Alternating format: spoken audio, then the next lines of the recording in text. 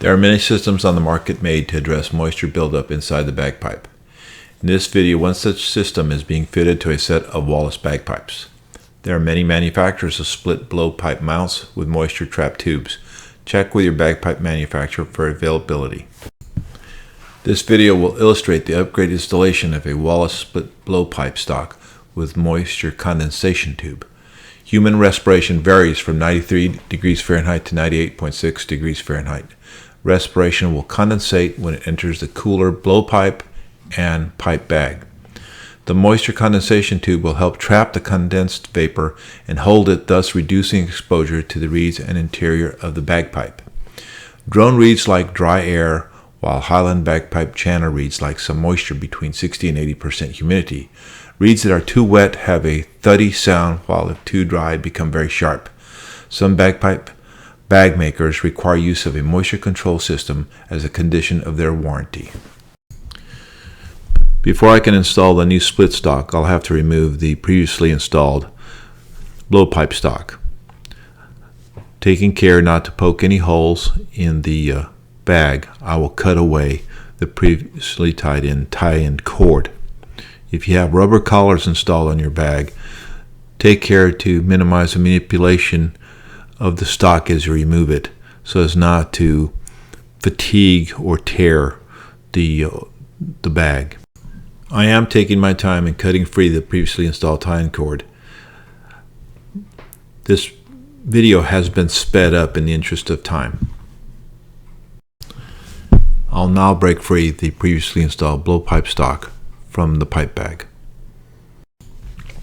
Note that by placing my hand inside the bag, I can assist in pushing the stock out. No need to be jerking on the stock and forcing it out until you've actually worked it free from the hide. I will now take the new split stock and push it through the hole from the inside of the bag out, allowing it to lock into the previously molded channel groove. This channel groove was molded during the previous tie-in. Note, if you have a closed system, no zipper, such as a sheepskin bag or even a hybrid bag that you chose to purchase without a zipper, you can manipulate it from the outside in. But in this case, I was able to do it from the inside out. Let's now review the knot I'll be using, which is a constrictor knot, which was previously demonstrated in the tying in of a sheepskin bag. Start out with one underhand loop, then form a second underhand loop and place it over the top of the first underhand loop. Now take your loose end and fish it under and between the two loops.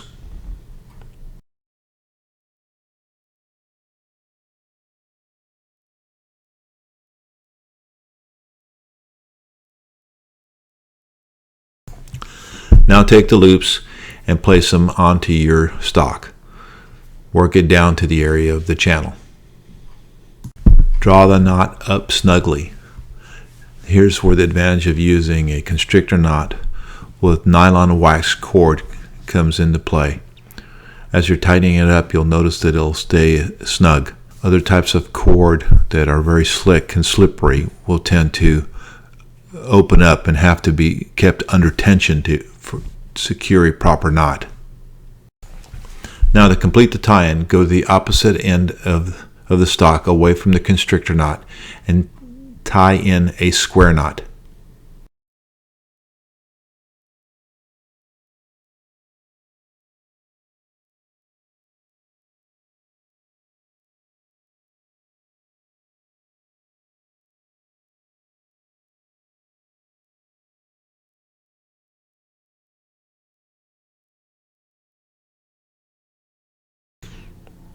I'll be using a field tie-in kit, as not everyone has a piper's winch, which is my go-to tool. You'll find that it's just as easy to use a field tie-in kit for this one tie-in. While it is cost-saving to buy a full spool of nylon cord, it's not always practical for individuals to do so. Most tie-in kits come with 25 to 30 yards of nylon cord, which is more than enough cord to tie in all the stocks in a pipe bag. I put together this field tie-in kit using 30 yards of nylon cord. I've now spooled off roughly 1.5 to 2 foot of nylon cord, which will be used to prepare the constrictor knot loops for the tie-in. Once I have the loops over the stock, I'll draw them up snugly by hand, followed by using the 2 dowel rods to pull them tight and snug as they can be. For all intents and purposes, once I've done this, that knot is locked in and secure. I could start plying immediately. But here's where I will follow up the tie-in with some subsequent wraps.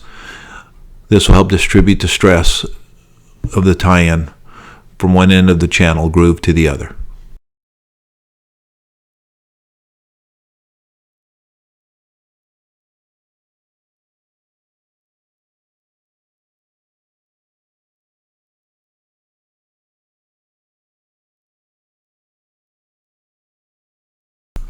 I'll now place a loop of cord underneath as I'm finishing up my last wraps, along with a half hitch, and then I cut the cord and then take the cut end, cut enough cord that you'll have enough to fish through the loop, and then finish up with the square knot at the opposite end of the constrictor knot as earlier demonstrated.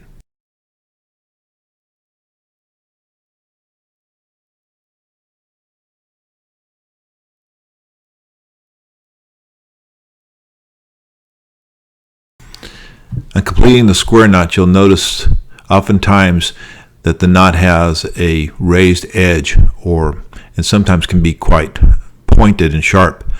This is enough of a raised edge that it can wear on your bag cover depending on its make and the way it's designed. So what I'm doing here is I'm taking my loose dowel rod and flattening down that knot, rounding it up and smoothing it so there's no rough edge to the knot, which can cause wear to the inside of the bag cover, especially if you have any kind of lace or fringe trim. Just a word about this particular moisture control tube. Some do not have a natural curve or molded bend to them. This one does.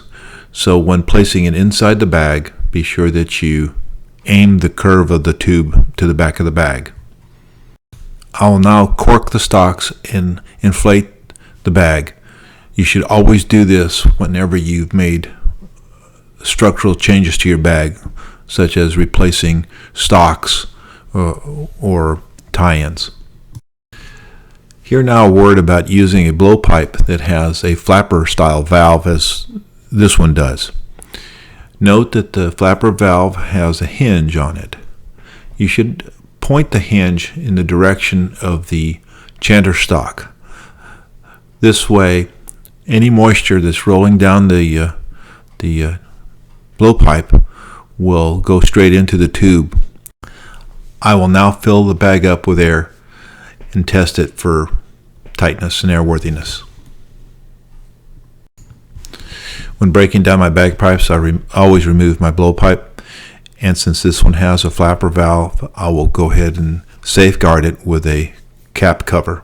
I will follow through by removing the moisture control tube from the bag. The moisture control tube is removed for final storage of the bagpipe. Let's not forget that a split blowpipe stock with tube is a sound moisture control option for use in a sheepskin or other hide bags. This option will reduce the amount of moisture the bag has to manage and will add life to your bag. Stay tuned for a follow-up video showing the care and maintenance of your bagpipes along with moisture control tubes.